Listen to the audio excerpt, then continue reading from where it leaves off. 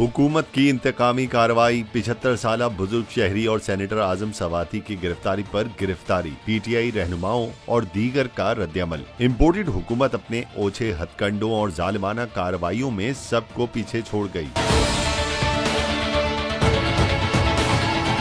पाकिस्तान तहरीक इंसाफ के गिरफ्तार सेनेटर आजम सवाती को बलूचिस्तान पुलिस ने भी गिरफ्तार कर लिया। मुल्क भर में आजम सवाती की गिरफ्तारी पर अवाम और पीटीआई रहनुमा सरापा एहतजाज। सेनेटर शहजाद वसीम ने कहा कि 75 साल बुजुर्ग शहरी सेनेटर आजम सवाती को पहले जिस्मानी और जहनी तशद्दुद का निशाना बनाया गया और फिर मुल्क भर में दर्जनों FIR दर्ज करके कानून का मजाक उड़ाया गया। उनकी सेहत और जिंदगी को शदीद खतरात के बावजूद गिरफ्तार करके क्वेटा मुंतकिल करना जुल्म है। उन्होंने आला अदलिया से इंसाफ की अपील भी की।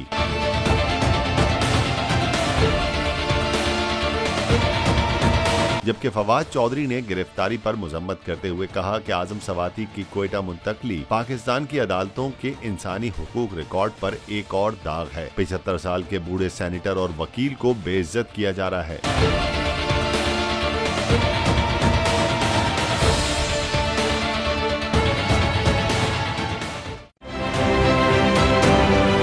आप ये समझें, ये जो हक है ना, हक पे खड़े रहना और हक को बोलना, ये दूर से लगता है तन्हा हो गए लोग। आप खान साहब को देखें, तन्हा दिखाई देने, सारी जमातें मिलकर उनके खिलाफ हैं, लेकिन आज भी पाकिस्तान के अवाम उस हक की आवाज के पीछे जो है 80% से ज्यादा अवाम उनके साथ है। सेम एग्जैक्टली इसी तरीके से बोल की कहानी है भाई। बिल्कुल अलग आपको तन्हा दिखाई देगा, हर जगह आपको खड़ा हुआ नजर आएगा, हटेगा नहीं किसी चीज से। और उसके साथ भी 80% अवाम अगर आज आप देखें तो उसे बोल दिख रही है।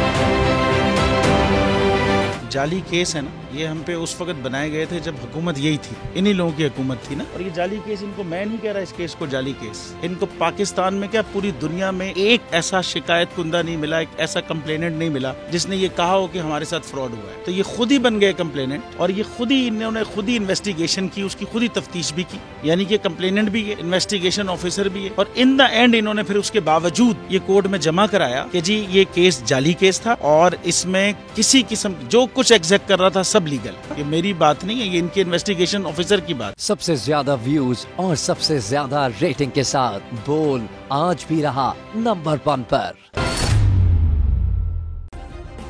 सब्सक्राइब करें और बेल दबाएं ताकि कोई खबर रह न जाए।